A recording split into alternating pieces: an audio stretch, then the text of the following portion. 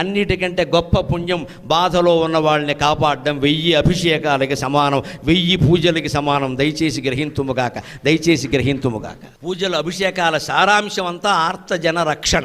అది లేనాడు దేనికండి ఇవన్నీ.